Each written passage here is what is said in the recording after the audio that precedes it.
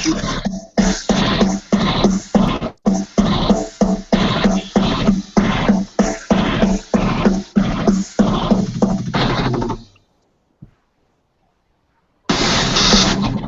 and gentlemen, welcome to the fourth episode of the live webcast. Guys, we need a name, and I'm asking you, the audience, to help me out with that.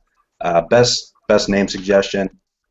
We'll throw you some kind of prize, whatever it may be. I don't know yet. Depends on how awesome your name for our show is.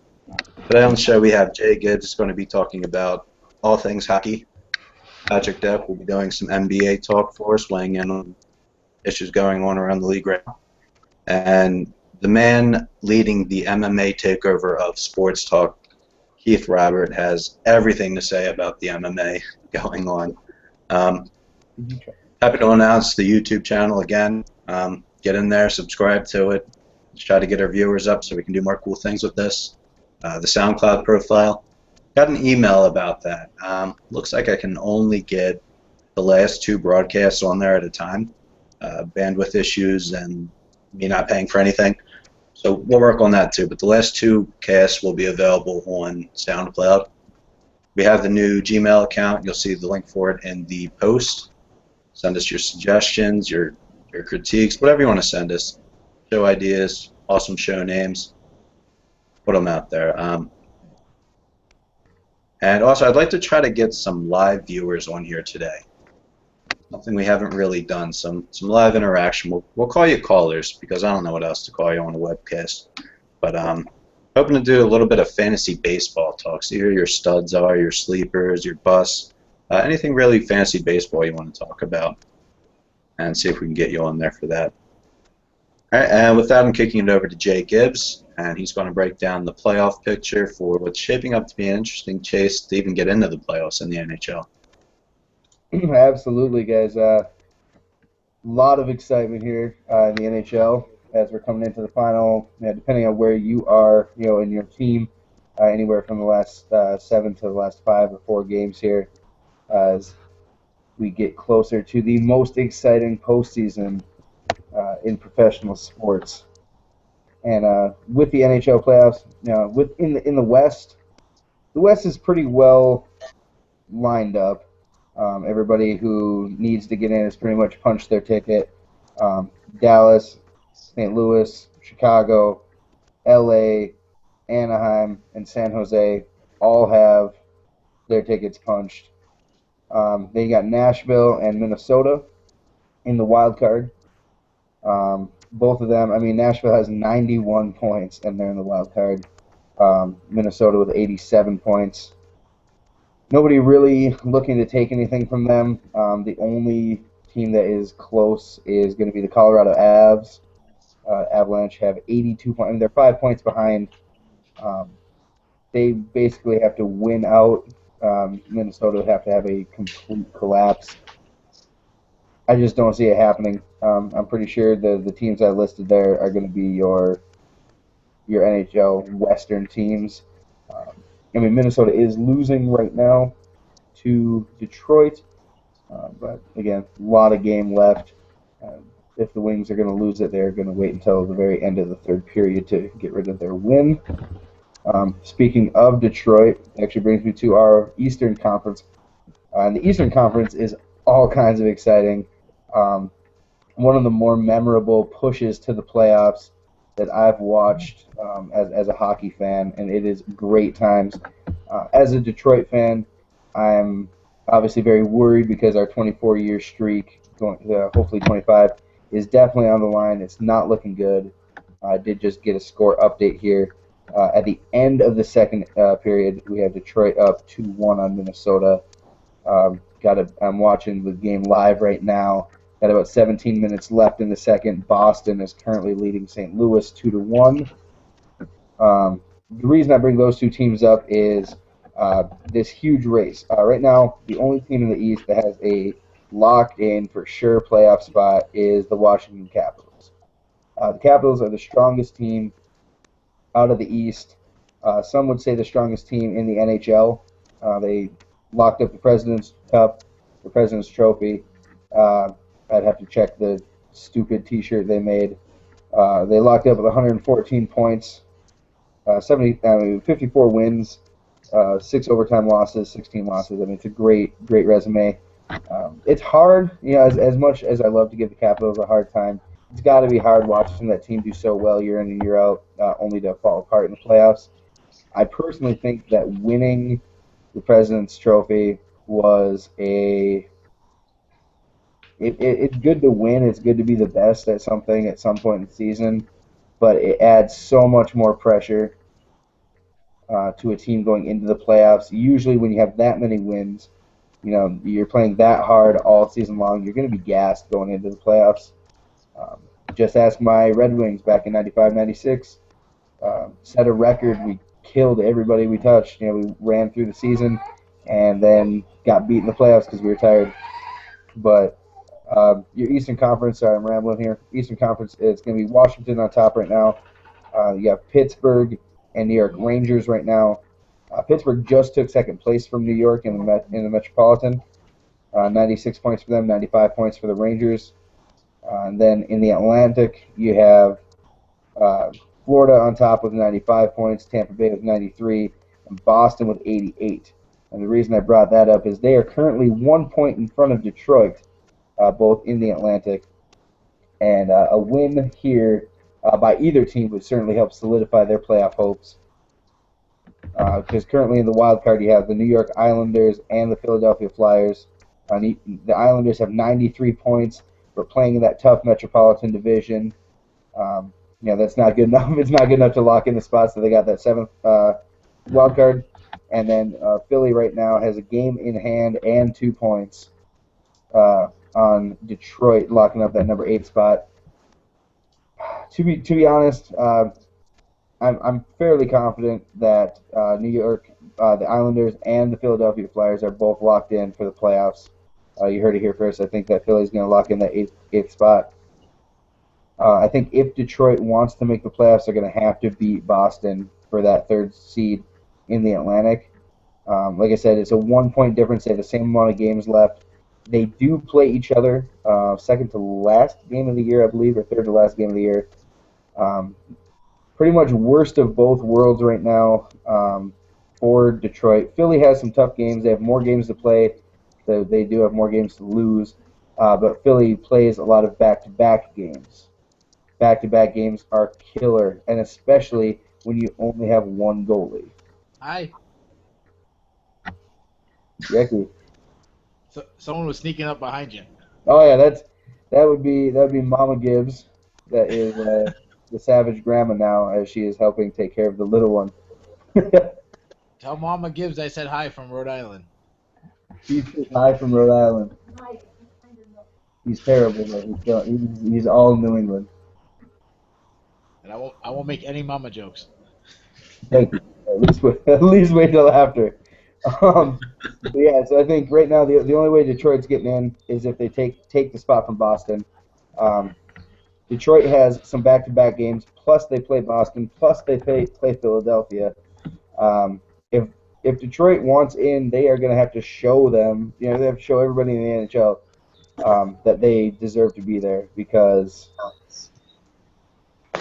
with back-to-back games, all against quality opponents, all against Eastern opponents, any misstep in the playoffs here is going to, or as we push to the playoffs, I'm sorry, any misstep here is going to equal them not making it for the first time since the 1989-1990 season. This is literally a year before I was born. Every year I've been alive has been a Detroit postseason. Boston plays a lot of tough games, but they get a break.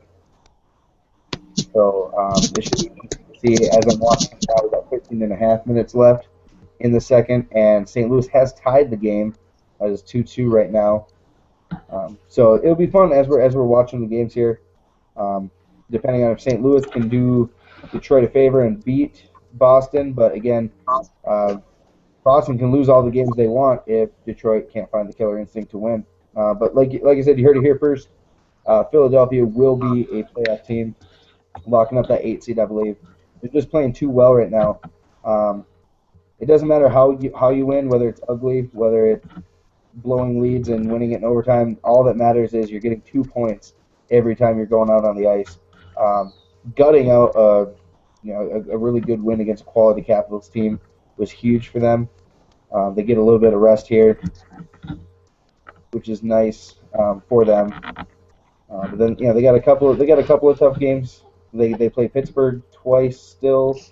They play Detroit. They play the Islanders, but they do get some rest in between there. It'll be interesting to see. Like I said, I think Philly locks it up. I think the Islanders have it locked up, and it becomes who wants it more, Boston or Detroit. In other hockey news, Duncan Keith, he's a defenseman for the Chicago Blackhawks. Just laid a vicious, dirty hit on Coyle, player for the Minnesota Wild. Coyle may, and when I say may, he definitely did. He tripped Keith, not this Keith, Duncan Keith, and tripped him, put him on his butt. Keith didn't like it. As he's laying down, he kind of lines up his shot and swings his stick, catches Coyle across the face, opens up a nice cut. Immediately, obviously, ejected from the game. That was intending to injure. You like to see more out of hockey players, especially with the policy of policing yourselves. You have the ability to fight in hockey. If somebody does you wrong, like puts their stick behind your legs and pushes you down, you get up, you drop gloves, and you handle it on the ice. You don't take a cheap shot from the ground. Especially Duncan Keith is no stranger to scrapping. He knows how to fight. He's got some heavy hands. And now in a push here for better seeding in the West, he is now out 6 games. He's out for the rest of the season, and he's missing the first playoff game. Unless you think you're going to tear through the West, which it is a tough Western Conference this year, every game is going to count, and he really hurt his team. Even missing 1 game can be the difference between winning in 5 or losing in 5 or losing in 6. If they lose that first game that he's out, it's going to become an entire postseason or season ending of what could have been.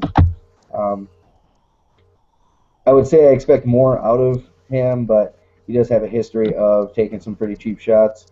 It's been a little bit since he's had his last one, but on the whole, he's a great player. He's a great defenseman. I like him. I'm a defenseman. When I played and watched hockey here, and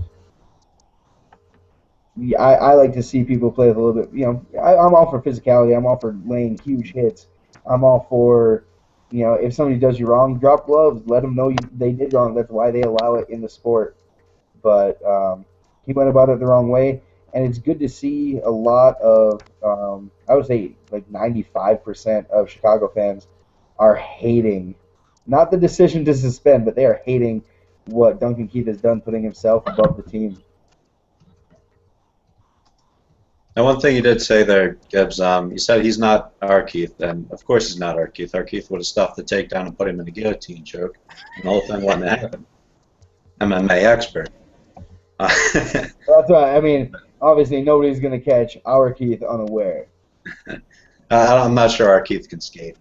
Anyway, 6 games? 6 games, that's it. A lot of people think 6 games is a lot. You got to remember it is an 82-game season in the NHL. I personally, it was such a blatant. He laid down, lined up his shot, swung his stick, caught the dude in the face, opened up a cut.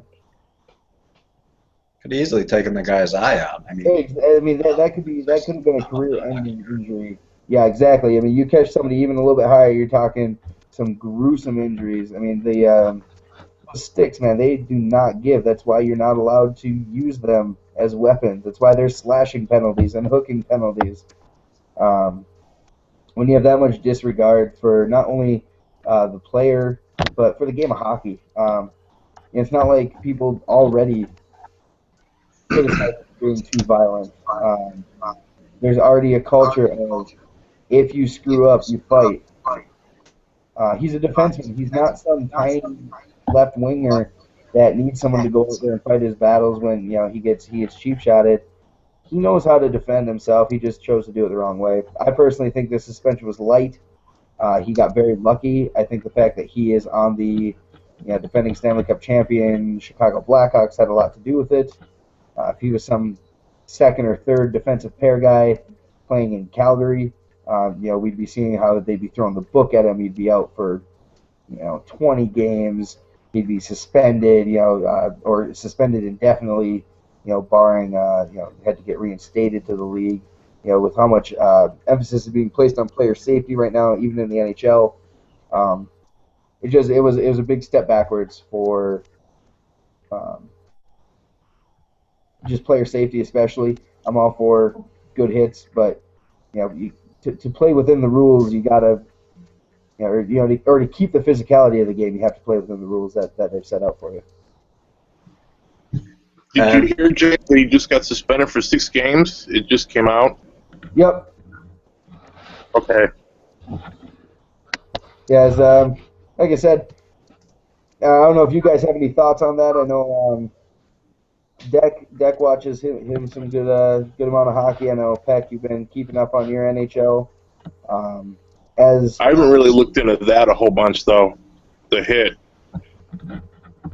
And like I said, there are people who are defending. Some people defend it, saying, "Oh, he was tripped." Yeah, that was a pretty nasty trip. Get up and do something about it. Don't go to batting practice on some dude's face with a stick.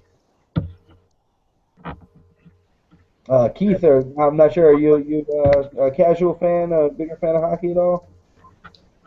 I could probably name 3 guys in the NHL. All right, so let me put it to you this way. Let me put this as a fan of sports in general. If there's a sport where you're literally allowed to correct injustices by fist fighting in the middle of a game, and somebody wronged you, and instead you decide to somehow break the rules further by taking a swing at somebody, especially if it was maybe for your favorite team. I'm not sure how you react to that. Say in football, if it's plain and simple. It's like this: when it comes to New England, we don't ever follow the rules. That's a confession if I've ever heard one, folks. I don't know what you're talking about. Right? He's like, all I know is that the Bruins need to sign this guy. Belichick needs to sign him to like an off-season contract as a blocker. I think that guy might be safety for our team next week. This just in: New England has off-season contract for Duncan Keith. Boston's looking at him too to put pine tar on hockey sticks. Yep. It's like this: if some other team is rules. I'm sorry, I'm taking over way too much time for hockey here, but as I'll let it go with just some great races to watch. I'll be posting a lot more stories throughout the week as games develop, what moves what for people. I'll also be posting another open forum like we had a while back about asking questions about hockey as we get closer to the playoffs. As we're doing that, great one-time goal just now from Boston. Straight won the face-off, kicked it back. Beautiful slap shot. Not good for Detroit, but Boston is up 3-2, 10 minutes left in the second. All right, and with that update, let's get into a little bit of NBA news. We got Patrick Deck here, talk about some basketball news. What I want to kick it off with, Deck, is let's do the hot story. The Golden State Warriors. Do you think that they'll beat the Bulls' record? Let's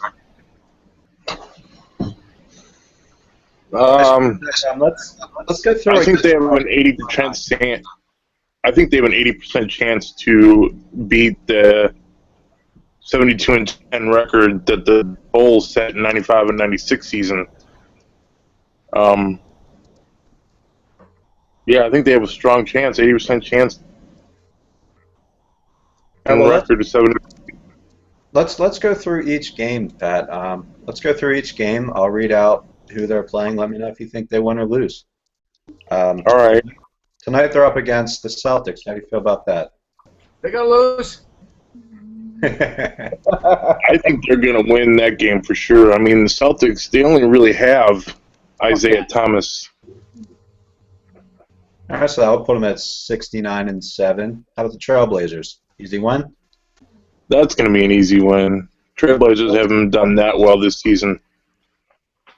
I think their toughest one is going to be on the 7th against the San Antonio Spurs. I mean, both those teams, the Warriors and the Spurs, they're going for perfect undefeated home records this season with 42. They're both chasing that. So, I mean, they're both not going to give up that on the 7th. The Warriors facing the Spurs. Looks like the 7th and the 10th are playing the Spurs, both dates. If they drop both of those games and win all others, they still end up with only 9 losses. So it looks more probable than not, as the New England guys would say, or the NFL against the New England guys. More probable about it that the Golden State Warriors will beat the Chicago Bulls record. From what I'm reading, a lot of reports are saying they have an 80% chance that they're going to beat that 72-10 record set by the Bulls during the 95-96 season. Definitely looking like it. Not many games left, and toughest opponent, they play only twice, so we'll have to see. It's going to be close. A topic I saw bouncing around Sports Talk the other day is Yao Ming, a Hall of Fame player. Does Yao Ming get inducted into the NBA Hall of Fame? I think he does, and a lot of reports have been saying that he is going to be inducted into the 2016 Hall of Fame. I mean, with his 19 points per game, along with 9.2 rebounds, 1.9 blocks, and there was not a lot of big men in the NBA at that time that could score that many points and have that many rebounds, except maybe Shaq. But even because of Yao Ming's enormous and playful personality, I think he deserves a shot to be in the Hall of Fame, for sure. I'm seeing that he played for 8 years. Is that less than most Hall of Fame players have played for? Yeah, but I mean, to have 8 NBA All-Star selections in every year, I mean, that's a tough thing to do. I think that's why another reason he should be in the NBA Hall of Fame. Guys. Okay. Hey, one thing you got to remember, it's actually not the NBA Hall of Fame, it's the Basketball Hall of Fame. That's why women are in, and they'll probably take It's the Naismith, isn't it? Huh? It's the Naismith, right? It's not the NBA. Yes, it is the Naismith Hall of Fame. That's why guys can get in with college basketball careers and all kinds of stuff. So I probably think he's probably in too. But if it was straight NBA, I don't know. Okay. I think he should have a Hall of Fame too. I mean, to make in each of his first 8 seasons, he was in the NBA All-Star game every single time. So I think he deserves a shot for the NBA Hall of Fame as well. I heard people were saying that. The other hot story going around the NBA has nothing to do with the actual game. It's off the court nonsense. Swaggy P cheating on Iggy AZ, and it got recorded on Snapchat. It got out. What's happening in that locker room? From what I just read is D'Angelo Russell had just made a statement on that. The rookie point guard, he had said Friday that he says you can't force the peace, and that he's moving on from the leaked video that showed him recording a conversation with Nick Young, but clarified that the situation will linger until Young has healed and moved on. He says, I'm getting over it slowly, Russell said, but if the person that it hurt the most gets over it, then I feel like it's done. But until he lets it simmer down, I still think it will be an issue. Do you think that hurts his career? Do you think he can go to another locker room and be accepted? Yes. No, I don't.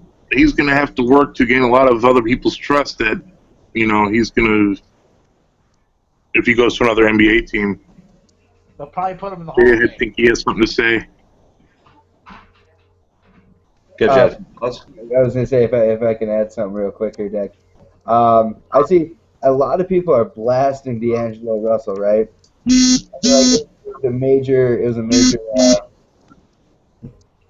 breach of bro code, and uh, you know, like it's worse than it would be worse than like had he been cheating on Iggy Azalea or cheating with Iggy Azalea on Nick Young. Yeah, I get probably setting up your teammate isn't cool. I get that. You shouldn't be secretly videotaping somebody as they admit to cheating. But at the same time, maybe don't be a sleazebag, Nick Young. Like, just think, had you not been a dirtbag, nobody would be in trouble. I agree. I totally agree. But, And hold on a second. on the Becky. All right, so Can you guys let's still hear me? let's back up a second. I don't know who this rapper girl is. Or I think whatever. I my don't voice follow is her. You're not gone. missing anything. Huh? You're not missing anything by not knowing who she is. But she's dating an NBA star, so I'm assuming she's smoking hot. But being an NBA star, I'm assuming there's a lot of smoking hot chicks throwing themselves at them. And I ain't one to play hate. That's all I'm gonna say. Well, I mean, I agree, but I feel at the same time, if you're going to live that lifestyle, don't get engaged to somebody. All right, Or at least, I would never admit it to anybody, man. I don't care if they're in the hotel room with me watching me do it. Somebody walks up and goes, "Hey, cheating on Iggy Azalea?" I'm not gonna go, "Yeah, man." I'm gonna go, "I don't know what you're talking about." I'm gonna take the Patriot way and go, even in the face of evidence, however shaky. I have no idea Like what Shaggy. you know. Like Shaggy, wasn't me. I did just I don't get a mobile update though. The New England Patriots have just signed Nick Young to an off-season contract as well. No, that is not an April Fool's announcement. No. I think you got that wrong. They signed Russell.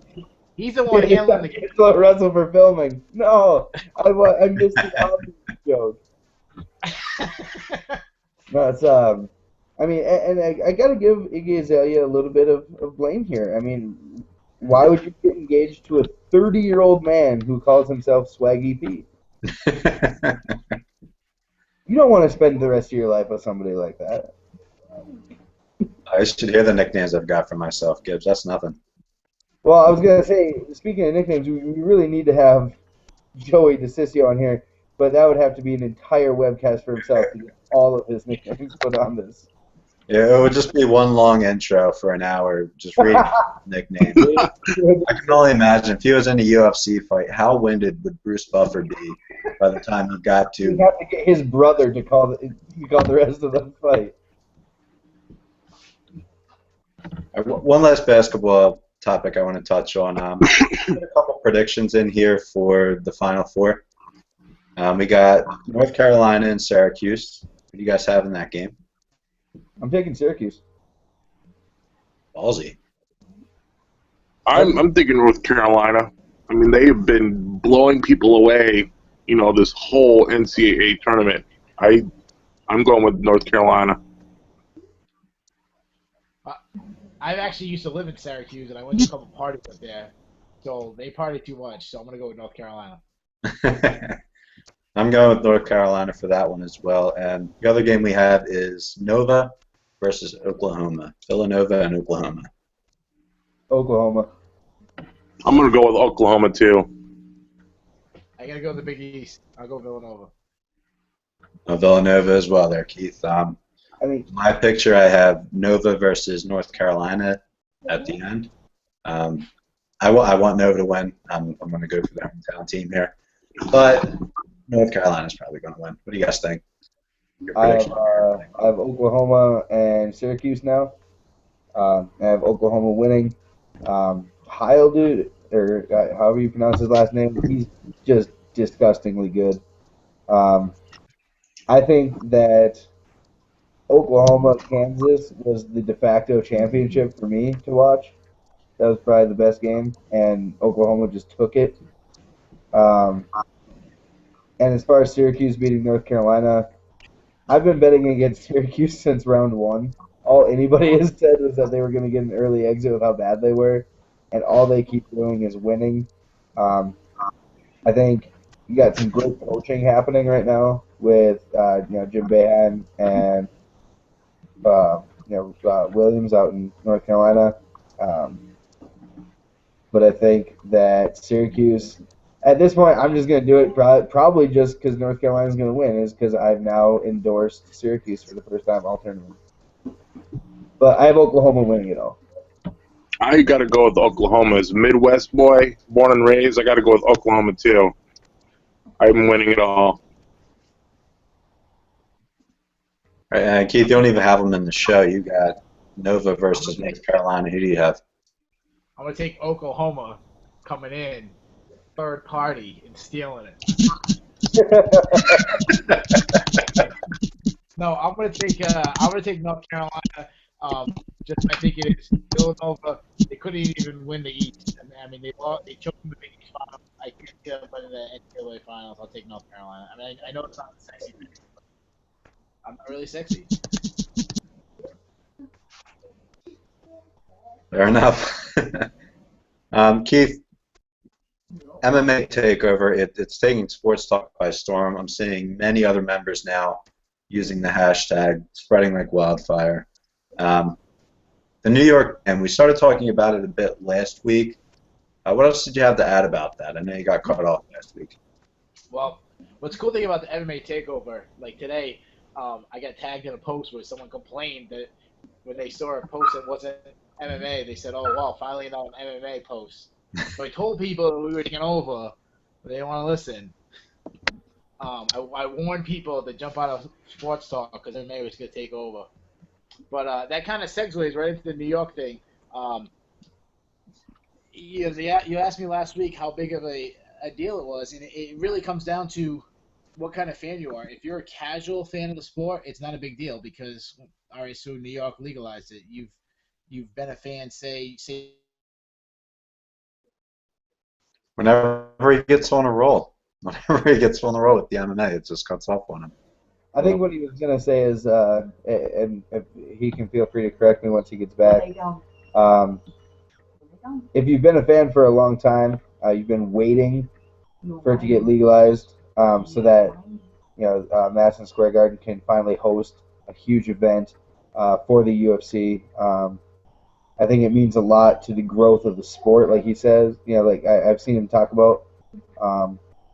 They're loading up some big names for the big cards coming there. I hope Keith is able to at least hear this while he's frozen. His MMA takeover of Sports Talk has gotten to me. I'm now more and more invested into the UFC, and I love every second of it. It's great. Yeah, I've been recognizing more and more names, knowing their background, what they come from, what their weaknesses are. Amazing how much I'm learning just by reading his posts. Zach as well. Chris Fissler's in there, dropping all kind of knowledge all the time. Jay Martin's in there a lot, just bashing back and forth with Keith. That's probably one of my favorite parts, is watching them argue back and forth. There he is. He's back in.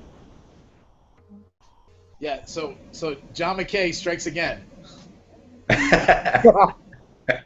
So it just obviously I'm not meant to talk about the New York State ban being lifted. I don't know what it is. I got cut off last time we talked. I got cut off again. I don't know. Just destiny not to talk about it. All right. Well, since we can't talk about the New York ban, there's still a corrupt politician somewhere snipping the wires. Let's talk a little bit about Cyborg coming to the UFC. How do you feel about it, Keith? Oh, I'm pumped. I mean, I think anybody who's ever seen Cyborg fight, we needed her to be in the UFC. I mean, she's as talented as any woman you'll ever see. I'm excited that they're allowing co-ed fights now.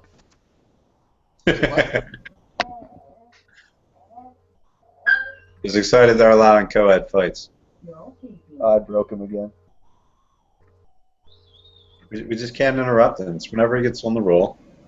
The minute he comes back, I'm putting my microphone on mute, and I'm just gonna sit and do this. just pray that we don't lose him. That's anyway, yeah. Cyborg coming in, it's huge. The girl she's fighting, I guess she's getting paid pretty well. I would hope so. She's not. It's I forget her name, to be honest with you. But she's a striker. I know that much about her. Her main problem is defense, and against a fighter like Cyborg, that's going to be your downfall. One of the things we're going to talk about with back UFC 200 and Jon Jones and what the hell he's thinking. We got Keith back in here, but let's get the ball rolling with the Jon Jones nonsense. All right, Jon Jones. Hopefully this won't cut out.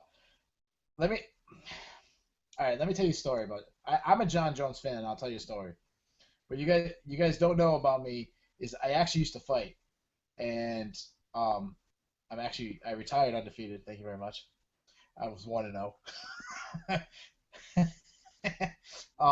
Anyways, so I used to be part of this gym, bunch of fighters, and I was a pretty strong wrestler, so I was a wrestling coach of the gym. And this is, I don't know, this is probably 7-8 years ago now. I was at a local show in Worcester, Mass. It was in a Holiday Inn or a Ramada, something like that, in a ballroom. I'm in the back. I'm talking to the guy who's fighting that night. Don't know the guy from Holowell. It's this tall, skinny black guy. Don't know who the guy is. Talked to him for about an hour. He's telling me all about his wrestling and this and that. And I'm like, yeah, everyone I know is the greatest wrestler ever.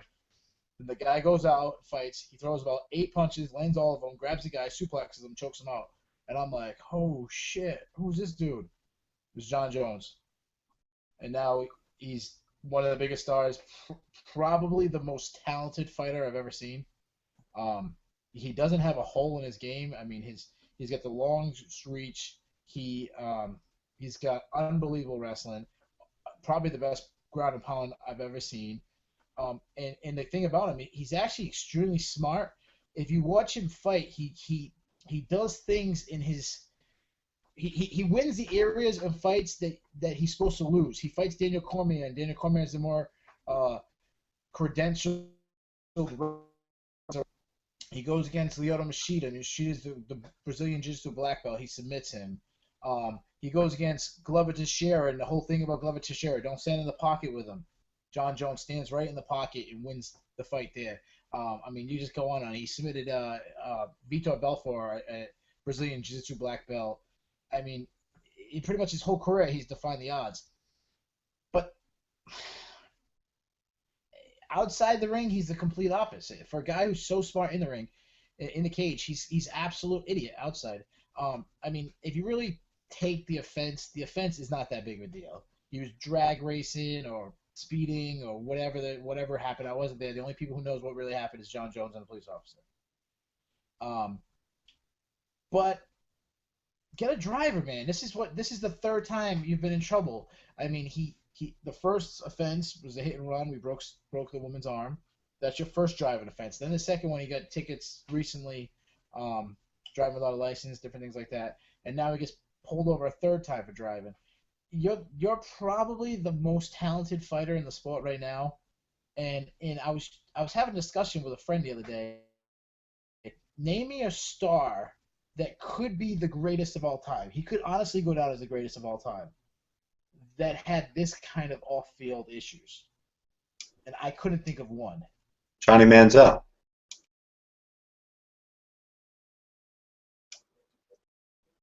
I broke him. I had to say Johnny Manziel there. What are you doing, man? I muted, I was quiet, I prayed, and you broke him. Dude, as soon as I unmuted, we lost him. It's unbelievable. All right, so when Keith talks, everyone shut up and listen. That's how this works. I have a quick update in the NHL. St. Louis is currently crapping the bed. Boston is currently up 5-2. And Minnesota just scored, which tightens the game up 3-2 Detroit. with 7.5 left from what I'm seeing. But looks like this is on a power play after a pretty nasty hit to the head. You got hit in the head, Gibbs? I'm looking to see who it was. St. Louis Blues player got hit in the head on a nasty check. He hit the dude's head, and then dude's head hit the board. Then he went down pretty hard.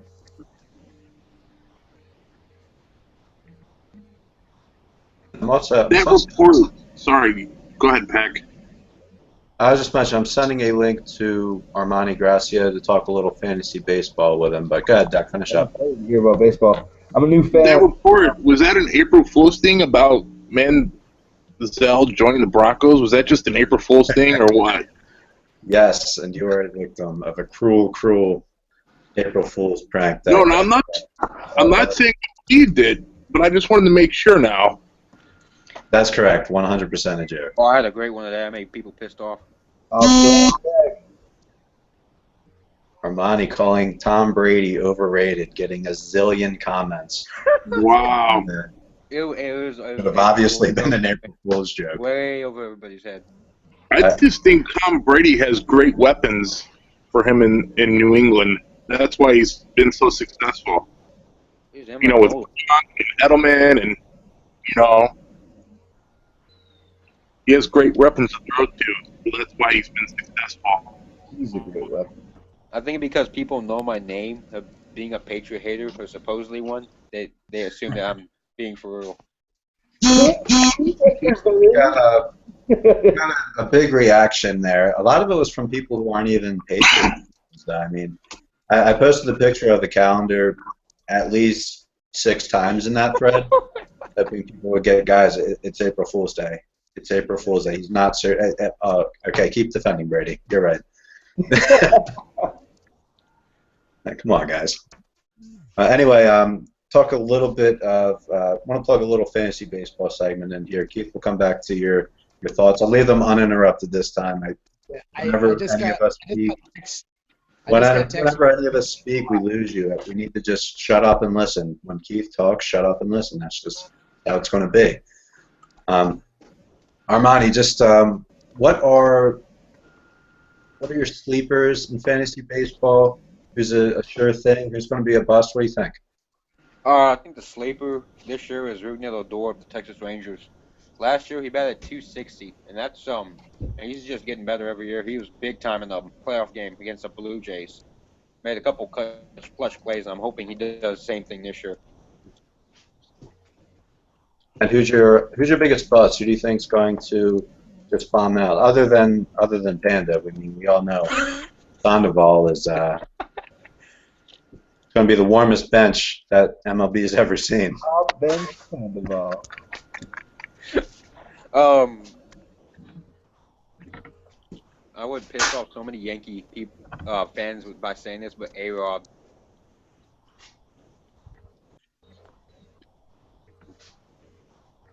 My sleeper this year, I'm going to be a homer. I'm the Philly guy. You all know I love the Phillies. I'm going Michael Franco. He's predicted to have a big year as it is, but I think he's going to pass everyone's expectations. They're predicting like 22, 23 home runs for him. I see him hitting closer to 30. I got him notched in at 29 for the year. Batting average last year was 280. I see that coming up. 285, 290, somewhere in that range. Really looking forward to it.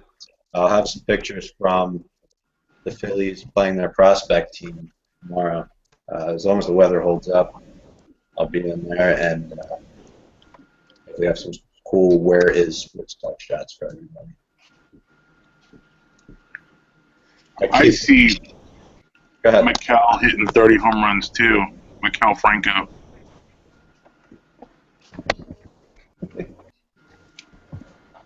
All right, and Keith, let's go ahead and just do this right now. We'll all shut up, and we'll let you talk. No break-ins, uninterrupted. All right. So John McKay honestly just texted me, swear to God, saying like I need to get better internet. So I'm in my basement because my kids are sleeping upstairs, so that might be the issue. I don't know. So you guys don't have basements?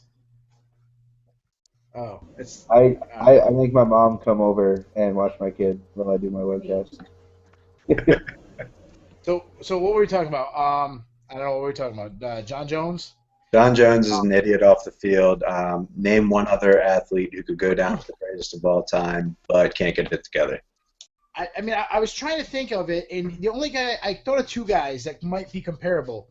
One was Lawrence Taylor, but Lawrence Taylor's issues kind of was after his career. I mean, we know that he was coked up while he was playing and this and that, but all that stuff didn't really come until after his career. We find out about this.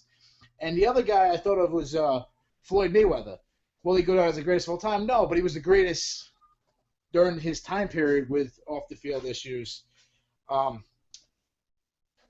am a John Jones fan because of the story I told you guys that I knew about him before anybody I know.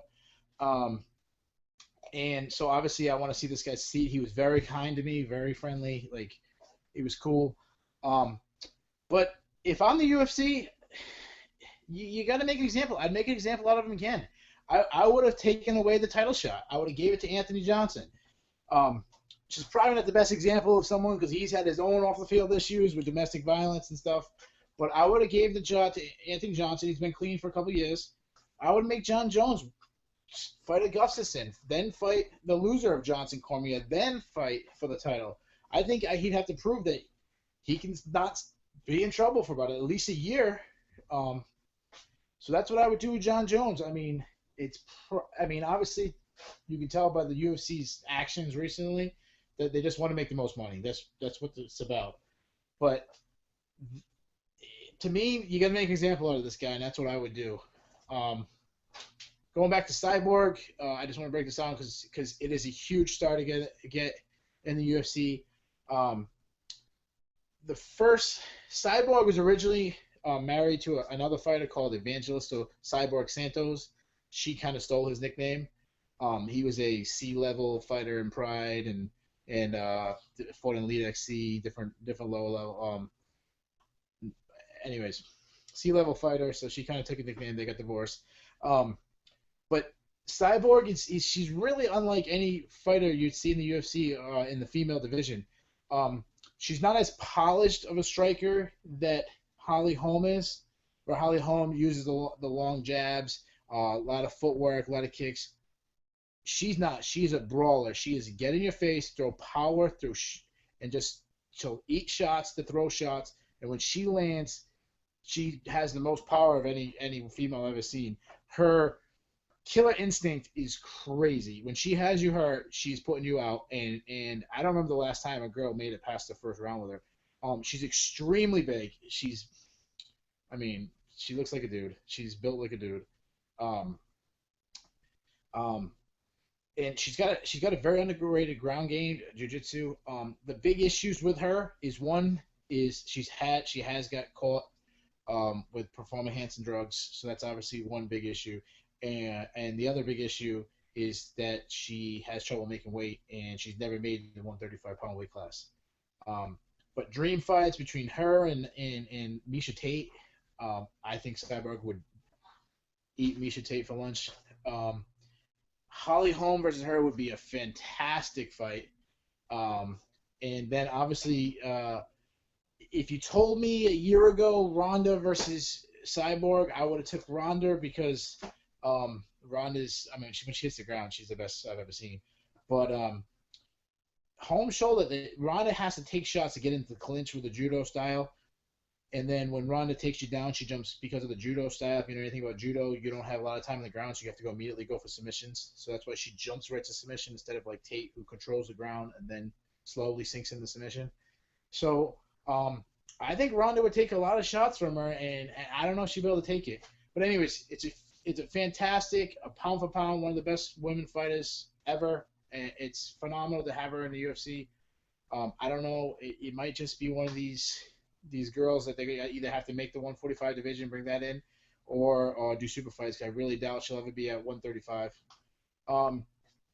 let me see. Back to New York. New York. Why I think New York is such a big deal. Like I said, it depends on what kind of person you are. If you're a casual fan and you kind of started following MMA when the Ultimate Fighter came on, you always known it had been on TV. You've always known it being a big deal. You've seen it legalized in 49 states. You've seen it traveling around the world, being in England and Brazil and Mexico and Australia and everywhere.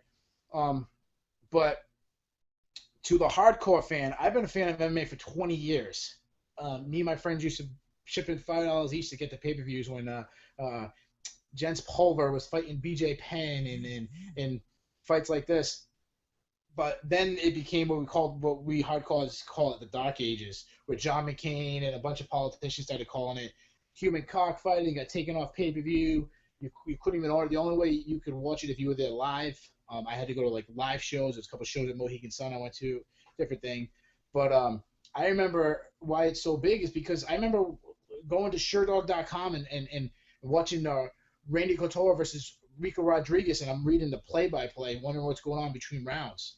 You know, that's what hardcores we had to do. We had to chat with people in other countries to tell us what was going on if you were in America, because people in England would tell you what was going on in the fight. So what's cool is now it's legalized. It's in all 50 states. I've been pumping the takeover, and it really has grown to be this global sport. It is very few sports that have the global aspect where it's everywhere. We're in America. They're making a hole in Mexico. They're huge in Brazil, huge in Canada, huge in Europe, England, Ireland, Australia. There's fighters from all over the world. I mean, you got the hardcore wrestlers, John Jones, Daniel Cormier from America. You got the strong Brazilian Jiu-Jitsu guys, Rafael dos Anjos, Jose Aldo from Brazil. You got Russians coming in. You got Khabib Nurmagomedov with his sambo and his wrestling, and Rustamov Khabilov, and there's a real strong Russia.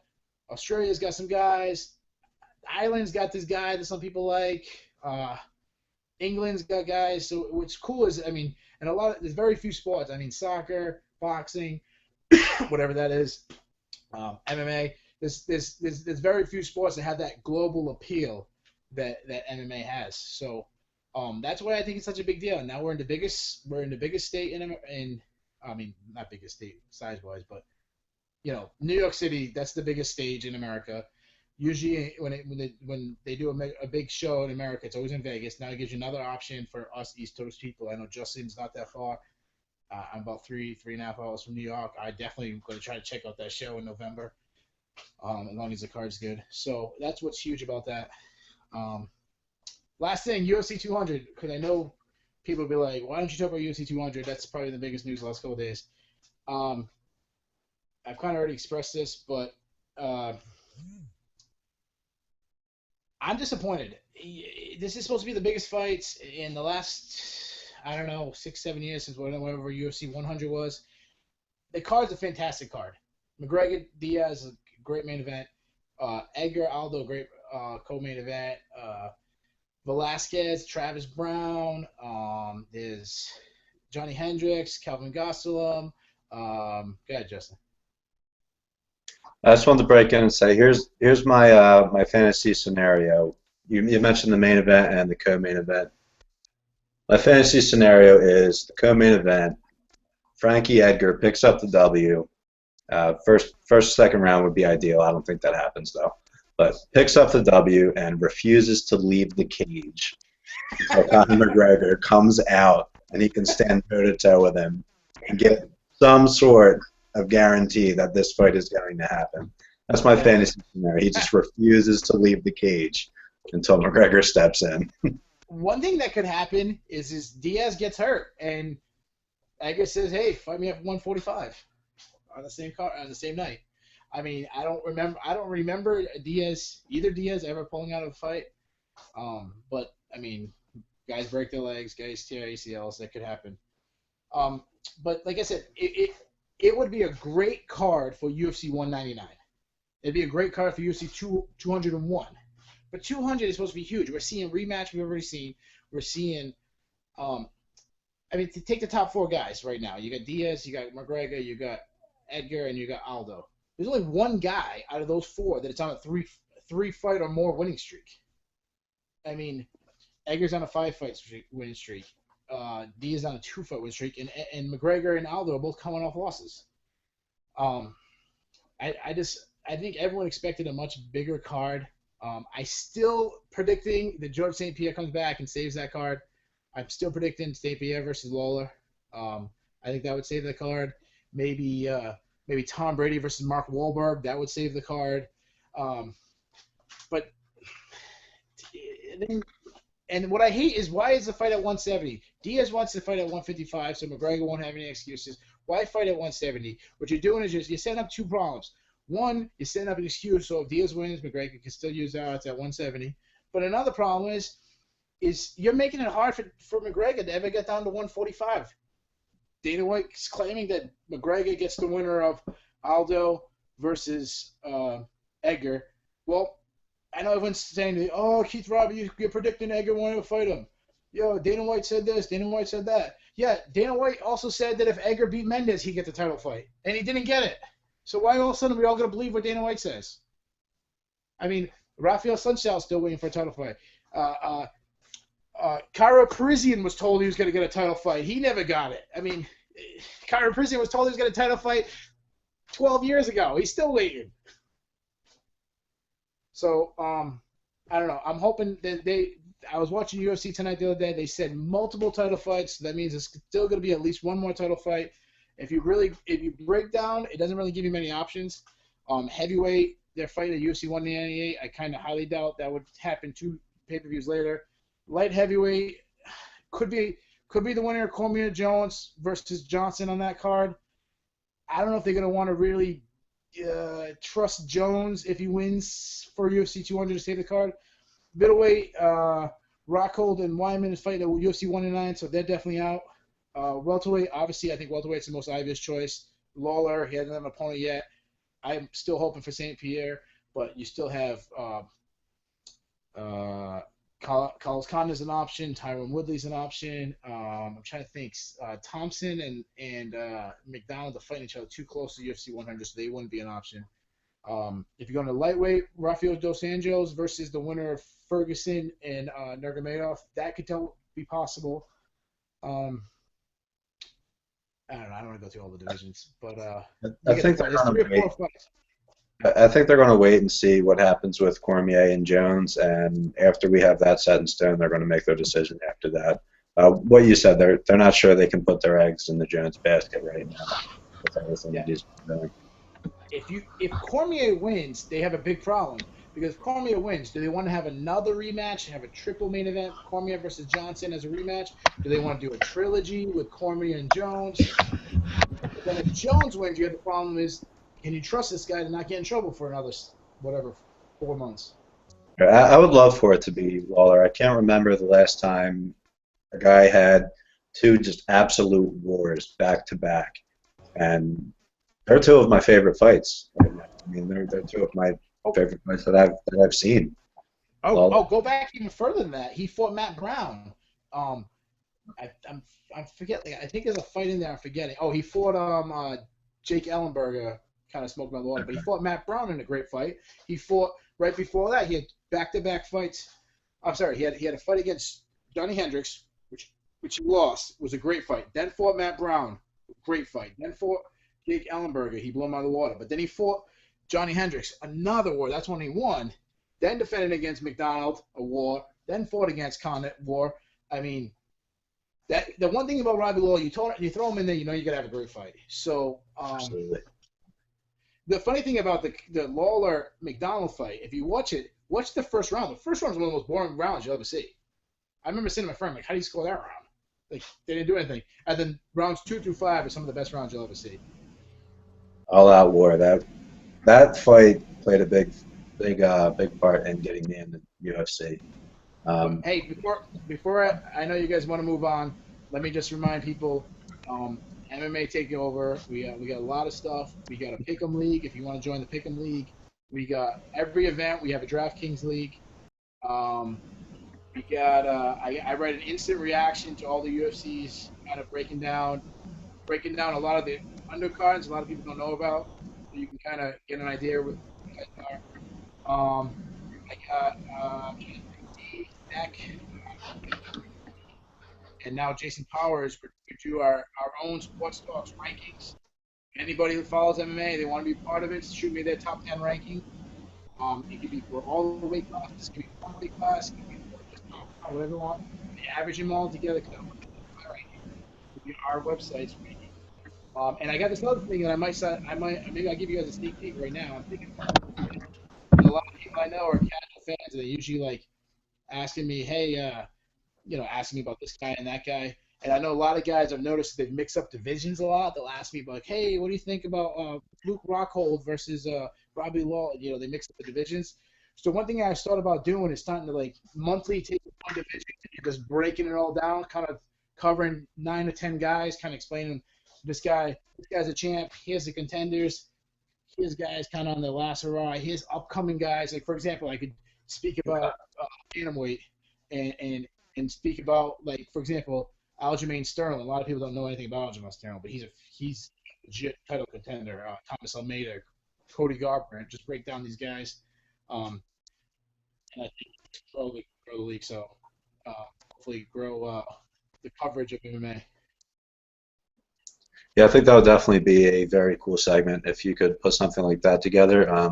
I know just going through the threads, watching you, Jay Martin, Zach, watching all you guys, just even when it's just a debate back and forth, it's even better that way because you see both sides of how somebody may look at this fighter or that fighter, and it's really cool. You get a lot of information just reading through. So if you could do something where you're actually breaking down each person, that'd be a very cool segment.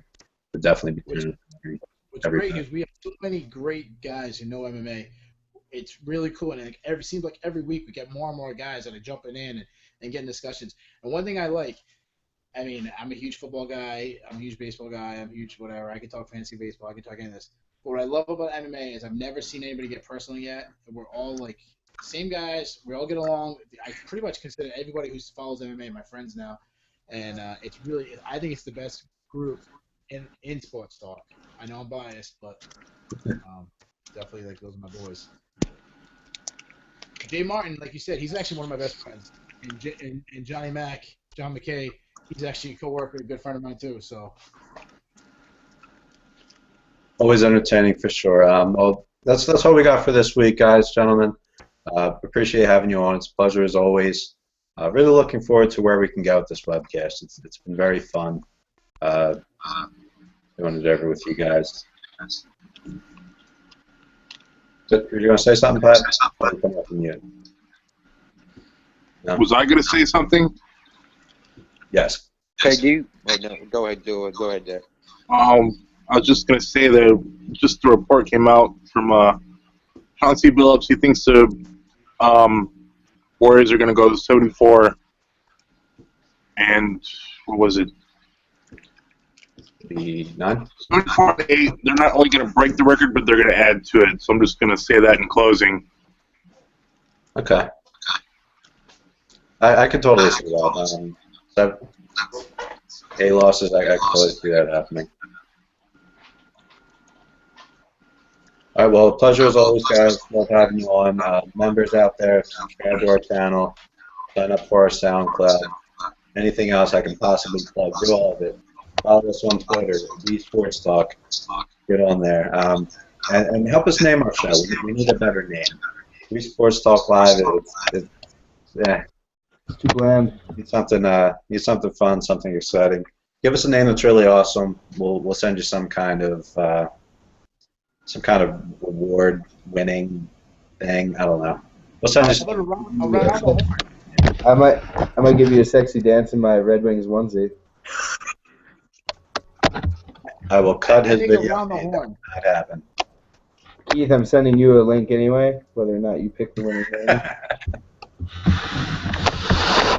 All right. On that note, sports talk before Jay starts stripping for us and goes Magic Gibbs. Let's sign. You guys have a great night. Thanks for watching. See you guys. See you, man.